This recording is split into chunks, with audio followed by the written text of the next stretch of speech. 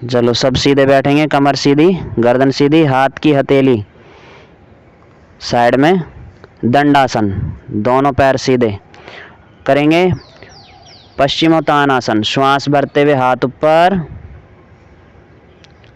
श्वास छोड़ते हुए नीचे, माथा टिकाएं, घुटनों पर थोड़ी देर के लिए रोक करके रखें।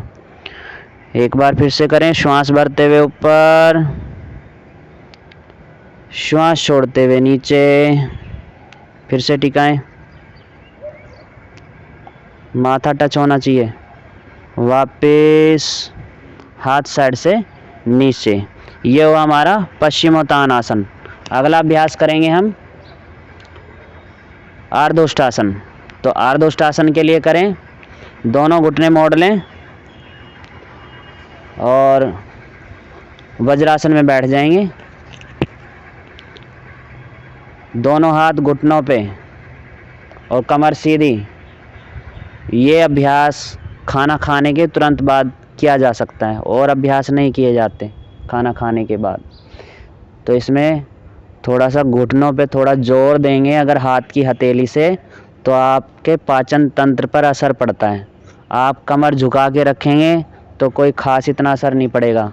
तो ज़्यादा असर डालना है, आपने खाना ज़्यादा खा लिया है, उसको पचाना है, तो आपने दोनों हाथ घुटनों पे रख करके और कमर सीधी रख करके और अपनी श्वासों को देखना है। बस आपने शांत होना है, तो आपका पाचन तंत्र ठीक से काम करने लगेगा। इसमें कमर सीधी रखनी होती है, हाथ की हथेलियों पे हल्का सा जोर अपने घुटने पे देना होता है। तो ये हमारा वज्रासन हो जाएगा। तो हमारी जो पिंडलियां हैं और जो हमारी जंघाएं हैं, यहाँ पर जब दाब पड़ता है तो इसका असर हमारे पेट पर, नाभि क्षेत्र पर होता है।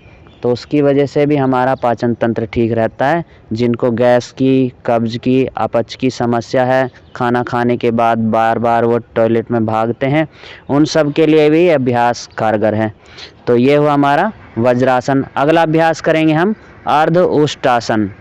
तो ये अर्धउष्टासन भी हमारे पेट के लिए, फ्लेक्सिबिलिटी के लिए भी बड़ा ज़बरदस्त अभ्यास है।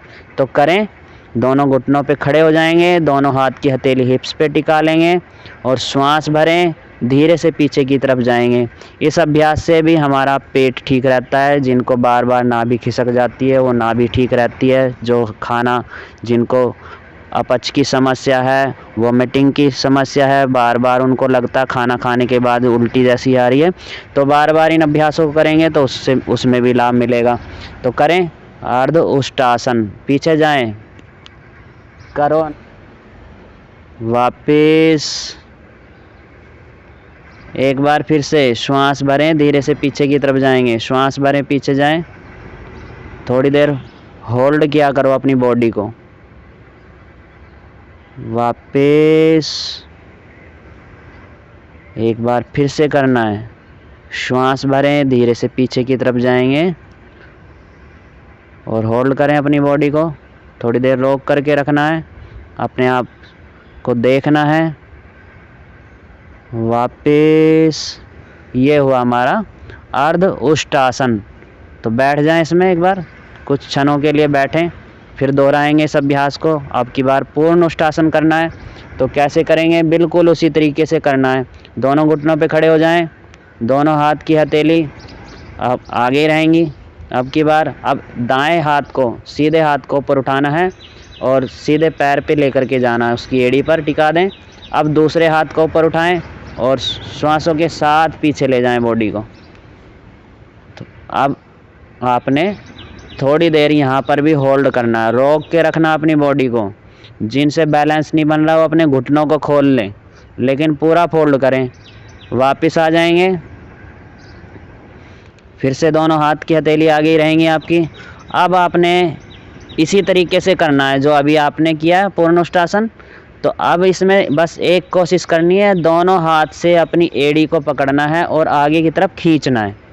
तो इससे खींचने से क्या होगा, जो आपका हिप्स के ऊपर जो आपका जॉइंट है, हिप्स जॉइंट है, वहाँ पर थोड़ा दाब पड़ेगा, खिंचाव पड़ेगा और आपकी कमर पर असर पड़ेगा।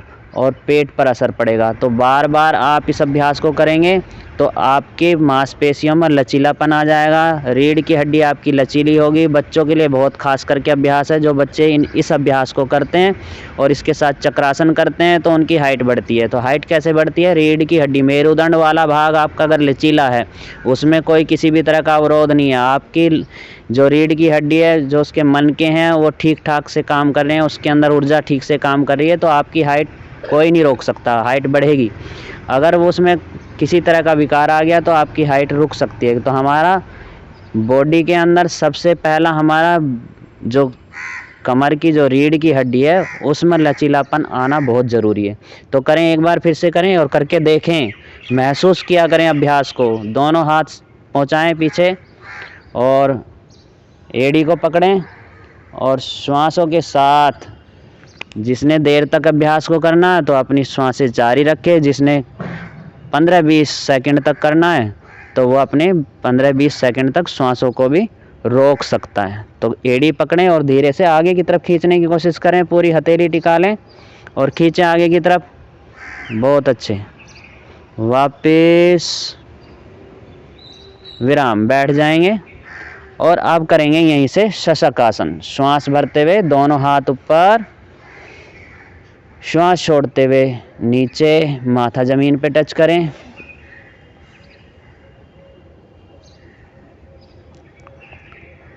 श्वास भरते हुए ऊपर। अब की बार इसमें भी खिंचाव देना है।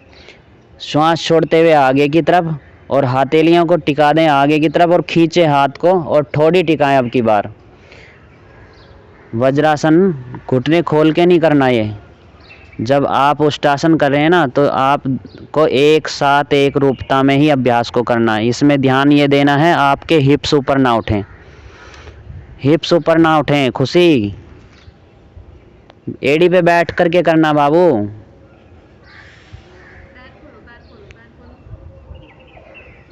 वापस करें, श्वास भरते हुए हाथ ऊपर, श्वास छोड़ते हुए नीचे। अपने हिप्स को ऊपर नहीं उठाना, आपके हिप्स एड़ी पर रहेंगे। श्वास भरते हुए हाथ ऊपर, श्वास छोड़ते हुए नीचे। अब आपने ठोड़ी टिकानी और हाथों को खींचते हुए लेकर के जाना है। ठोड़ी टिकी रहेगी, ठोड़ी टिक जाएगी, सामने देखना, ऐसे लगना चाहिए और आगे खींचो हाथों को। अब इसका खिंचाव आपके कंधे कमर पर भी है और किसी किसी को हिप्स पर भी है, तो हिप्स का ध्यान देना, हिप्स एड़ी से ऊपर नहीं उठेंगे। वापस आएंगे, यहीं से हाथों को ऊपर उठाएं, पूरे वेट को उठाया करो यहीं से और हाथ साइड से ले आएं। विराम।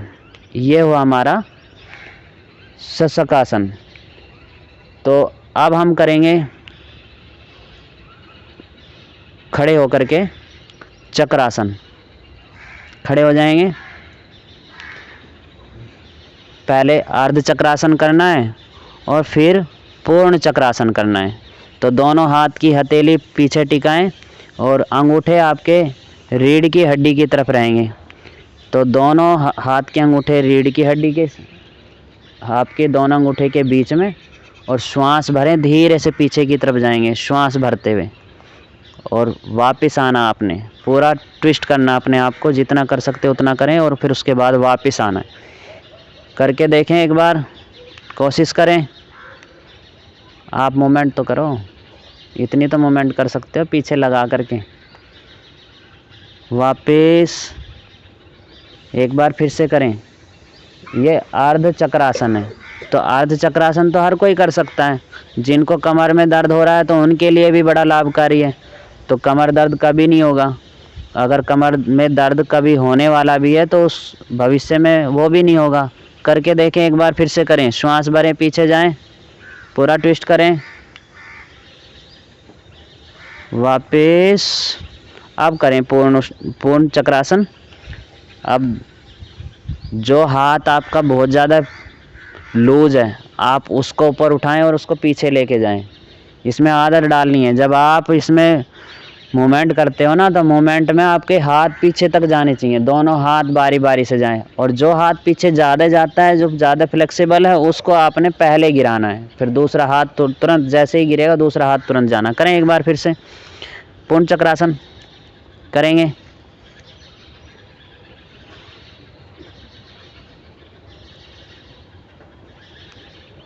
कर दो रिव्यू।